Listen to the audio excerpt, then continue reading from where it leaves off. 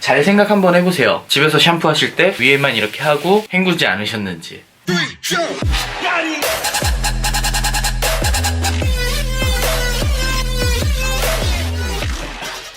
안녕하세요, 찬쌤입니다.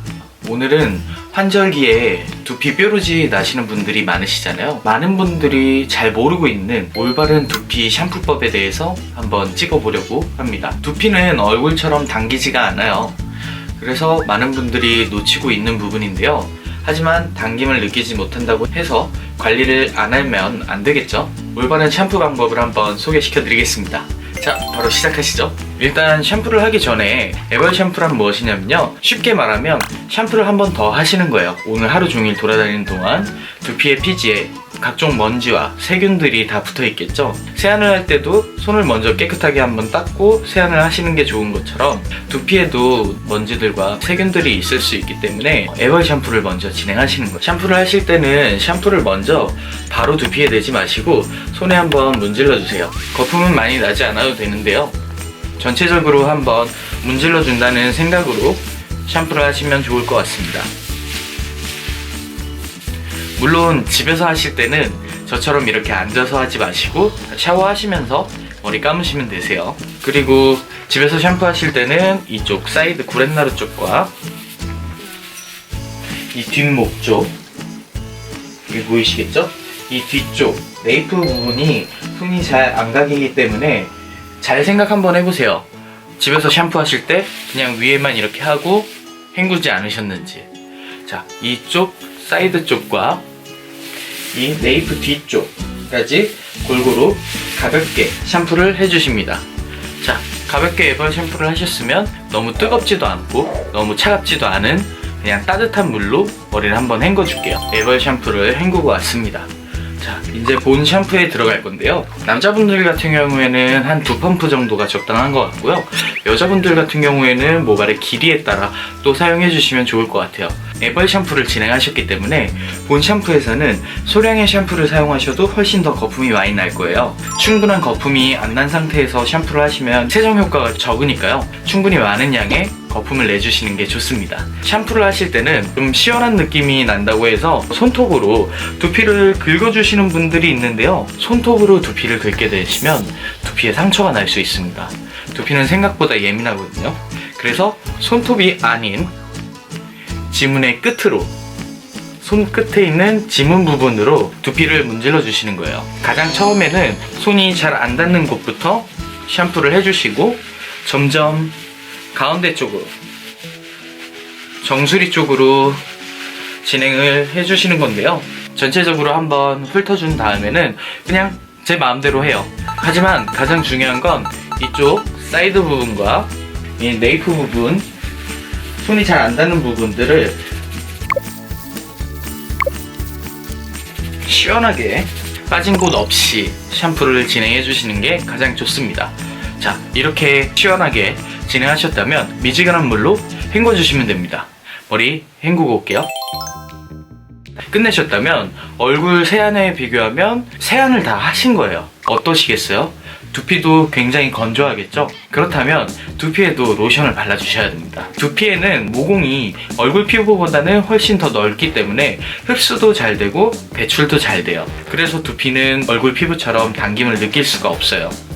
물론 당김을 느끼시는 분들도 있으신데요, 그 당김을 느끼시는 분들 같은 경우에는 건조해서 당긴다기보다는 이 혈액순환이 잘 안 돼서 두피가 당기는 경우가 많다고 합니다. 그래서 혈액순환과 두피의 보습을 책임질 수 있는 두피 트리트먼트를 해주셔야 되는데요, 일반 시중에서 그냥 모발용 트리트먼트들은 두피에 절대 바르시면 안 돼요. 약간의 실리콘 성분들을 함유하고 있는 제품들이 굉장히 많거든요. 실리콘 성분이 함유된 제품들은 두피에 닿으면 좋지 않습니다. 두피 전용 트리트먼트를 손에 펴 발라줍니다. 제가 사용하는 두피 트리트먼트 같은 경우에는 두피에도 발라도 되고 모발에도 발라도 되는 제품이기 때문에 그냥 이렇게 골고루 발라줍니다. 두피 지압을 가볍게 해줄 건데요, 사람이 심장에서 가장 먼 곳은 혈액순환이 잘 안 되는 곳이잖아요. 혈액순환이 될 수 있는 통로들이, 근육들이 뭉쳐있지 않고 잘 풀려 있어야 혈액순환이 좀 더 원활하게 되겠죠. 그래서 이 뒷목부터 시작을 합니다. 뒷목부터 이렇게 마사지를 해주고, 그리고 라인에서부터 정수리까지 이 부분에서도 너무 머리가 뜯긴다거나 그러시면 오히려 두피에 손상이 갈 수 있어요. 지문 끝을 사용해서 움직일 때는 힘을 좀 빼주고 지압을 해주는 곳에서는 힘을 주면서 이렇게 원을 그리면서 지압을 해줍니다.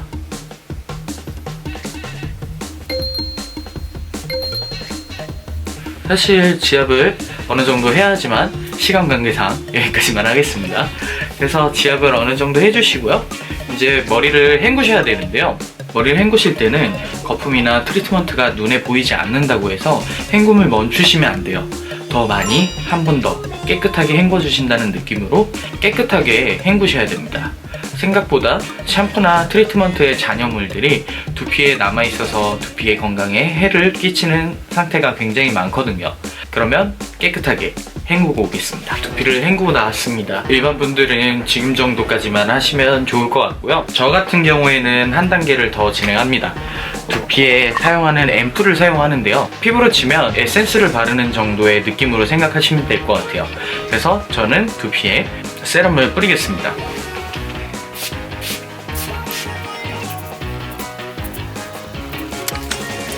이렇게 세럼을 사용하고 잘 흡수될 수 있게 손끝으로 가볍게 마사지 해줍니다. 자, 그리고 이제 머리를 말리실 건데요.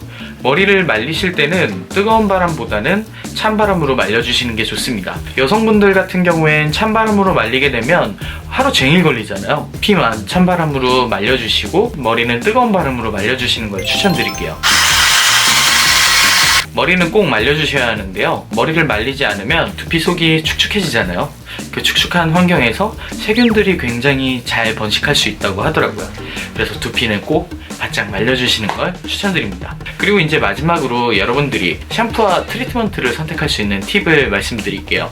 두피가 좀 예민하거나 문제가 있으신 분들은 두피샵이라던가 아니면 미용실에서 판매를 하고 있는 제품들을 사용하시는 걸 추천드려요. 샵의 이미지들이 있기 때문에 가격 대비 효과가 없는 제품들은 사용하지 않습니다. 같은 제품이지만 인터넷에서 싸게 판매하는 제품들이 있어요. 같은 제품이면 저렴하게 구매하는 것도 굉장히 좋은 방법이지만요. 믿을 수 있는 사이트에서 구매하시는 걸 추천드려요. 화장품도 가품들이 많다고 하더라고요. 오늘 준비한 영상은 여기까지고요. 여러분들 두피도 얼굴처럼 당기지 않는다고 그냥 놓아버리지 마시고요. 꾸준한 관리로 두피 건강 건강하게 잘 가꾸시길 바라겠습니다. 구독과 좋아요, 알림 설정 부탁드립니다.